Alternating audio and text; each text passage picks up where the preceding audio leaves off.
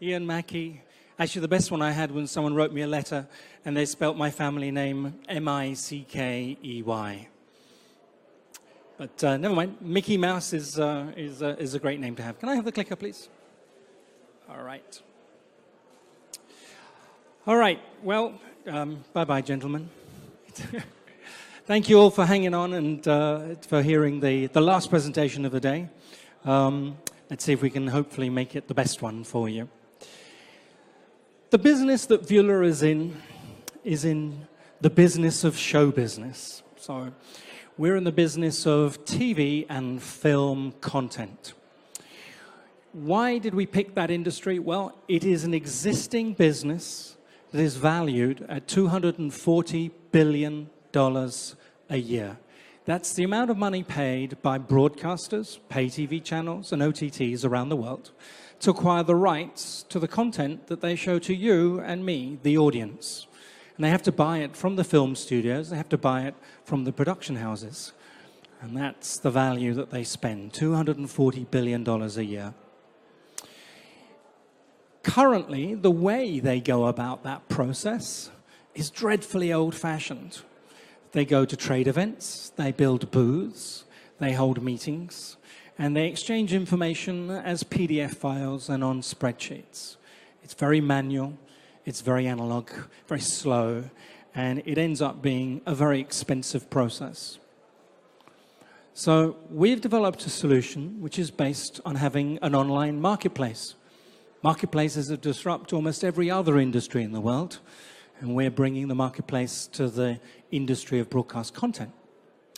But to support that, we're building the supply chain so that once a commercial transaction has been agreed between a buyer and seller about the rights for a TV show or a film, we can actually look after the delivery of the asset so that the broadcaster can get that. Currently, this process takes anything between 3 to 6 months to achieve. Our solution will allow that to be done in 24 hours. In order to do this, we've gone out, we went to LA, met with all of the Hollywood trade associations that look after this industry, and we've formed partnerships with them.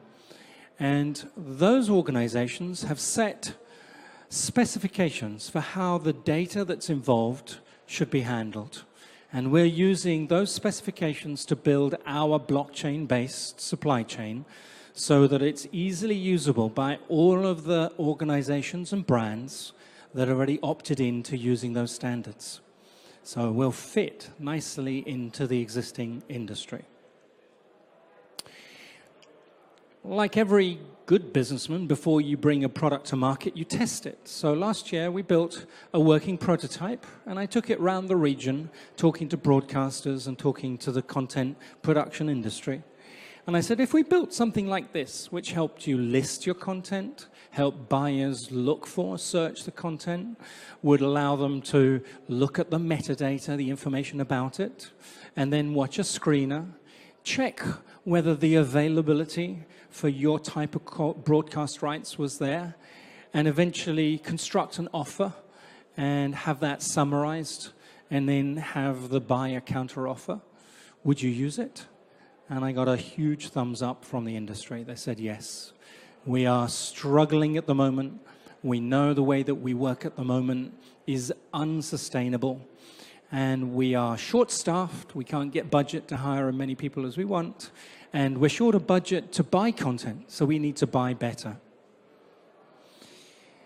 And we were lucky enough to get some written endorsements from people who are very experienced in the industry. So one of the people we reached out to was this gentleman. He ran the Walt Disney Company for Southeast Asia.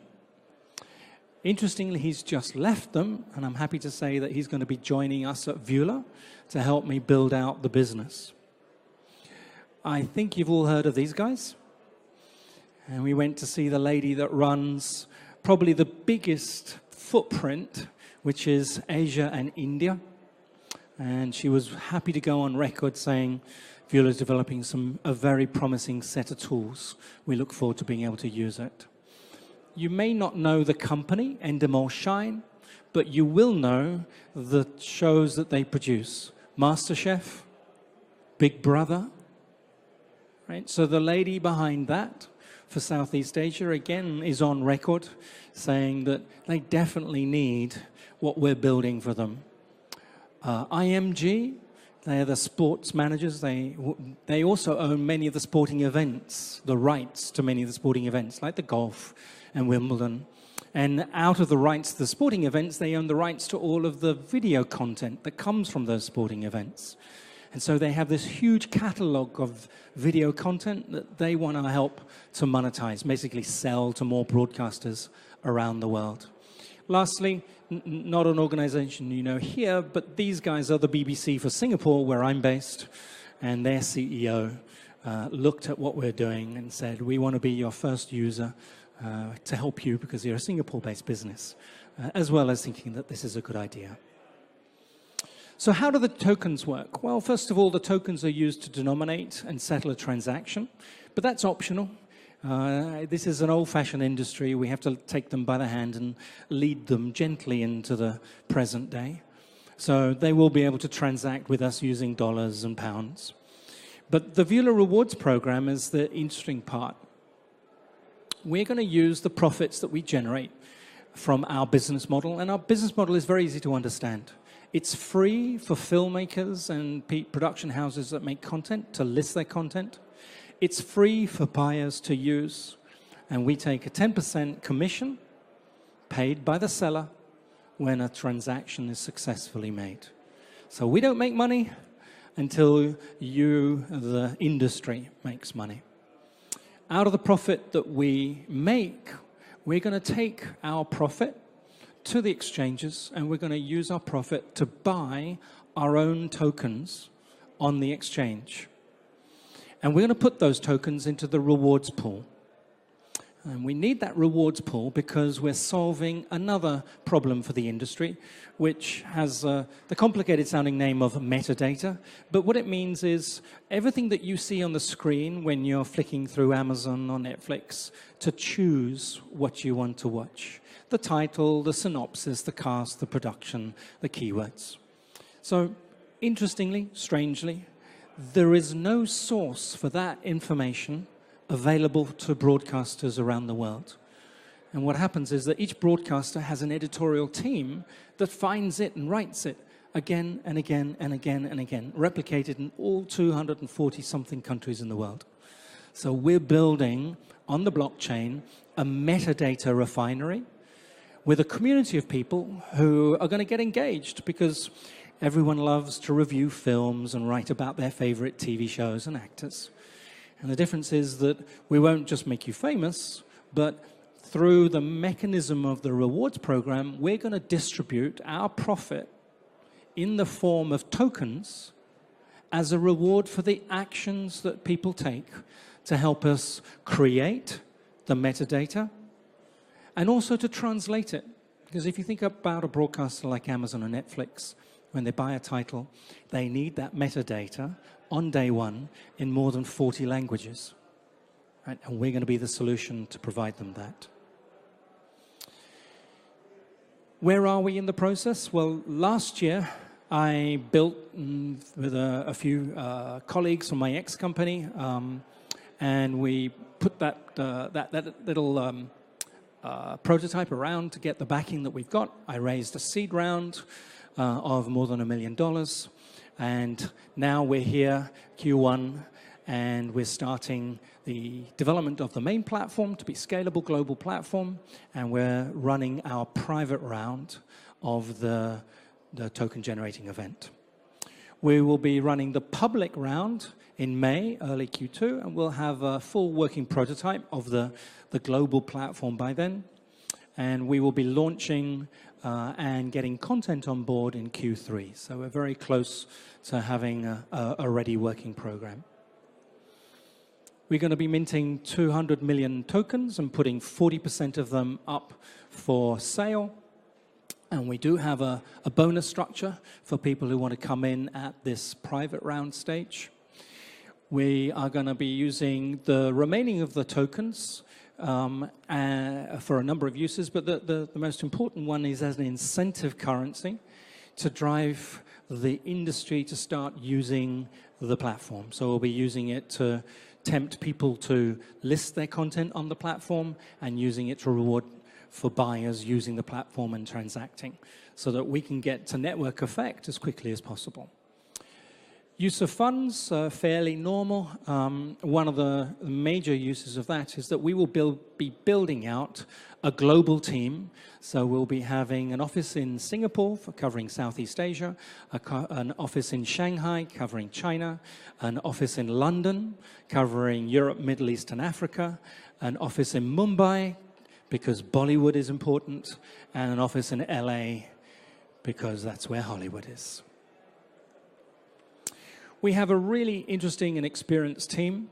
So there's myself. I've been in Singapore for 20 years. I know the Asia market. In 2004, I started a business in what was then the next big thing, which was social media. And we built that out. We ended up specializing in social media for cable TV companies and cable TV channels, which is how I got to understand the business. And 3 years ago, I sold that to WPP. To Mr. Martin Sorrell. You'll see there myself, you'll see Chris Drumgoole, Liam McCants, and Dom Koch. All of us have worked together at my last company. That was a company called Volcanic for the last 5 or 6 years. I've been joined by Ben, who I've worked for a year building the prototype, and Belinda and Andras, the blockchain guy. And you'll see there Rob Gilby, who, having now left the Walt Disney Company, is coming on board to help us build out our platform. So that's the quick overview. I'm happy to take any questions. Yes? What's your vision of Vuulr for the next 5 years, then? Where do you see it?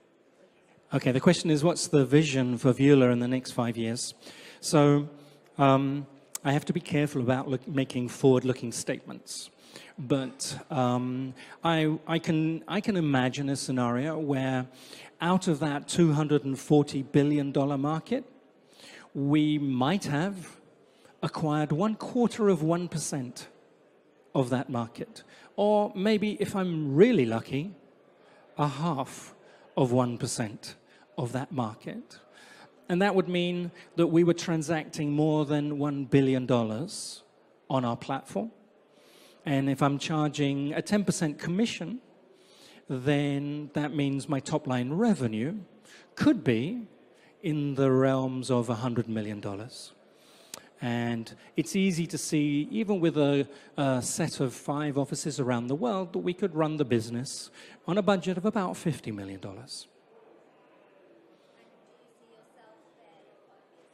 The question is, do I see myself there in 5 years?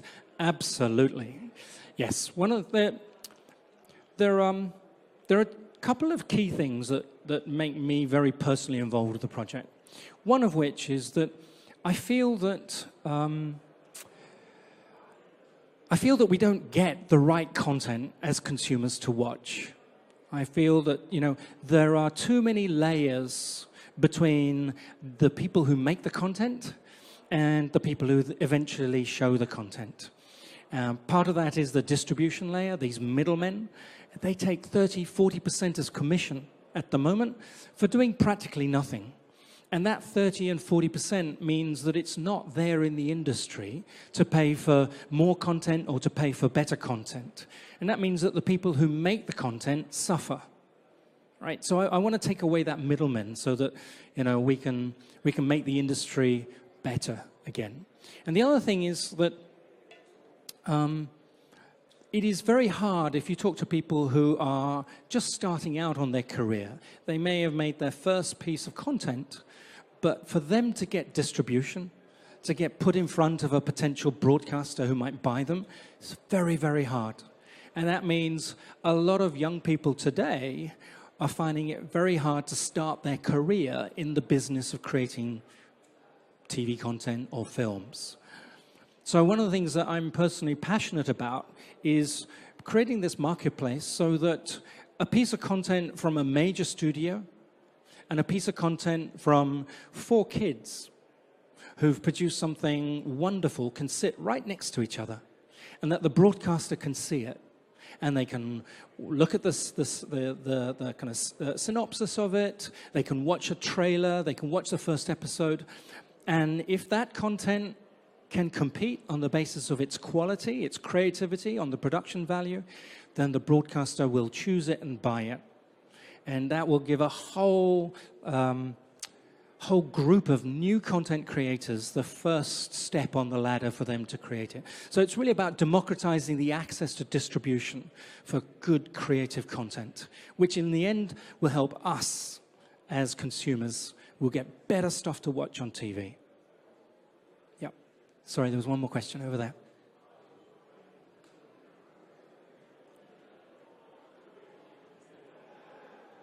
Thank you very much. As one of these young people who is trying to make some content at the moment, I'm very curious to hear about your platform. So, for example, my friends and I were creating a web TV series around mental health. And we're trying to promote that within our university and beyond. So if we were to work with Vuulr, what are some of the advantages that we would gain as opposed to, say, for example, just putting our stuff up on YouTube or wherever else? Thanks very much. Sure. Okay. So the question, if I can paraphrase it, is versus monetizing on a platform like YouTube, what would you do? How would you give it? And so the answer is that I have to say that I'm sad about this. What monetizes well on YouTube is terrible content, right? I have a 13-year-old son, and he loves to watch Logan Paul, right? And I watch that stuff, and I'm sorry, I hope he's not here, and no one you're a fan, but it's really the worst of the worst content. It is the lowest common denominator, and unfortunately, that's what monetizes. If a piece of content comes along, it has creativity, it has some depth to it, typically that's not what monetizes well on YouTube, right? YouTube is not there for that. It's there for the Logan Pauls. We can like it, we can hate it, but that's what it is, right? So what we're looking for is content that a broadcaster will pay money to acquire the rights for.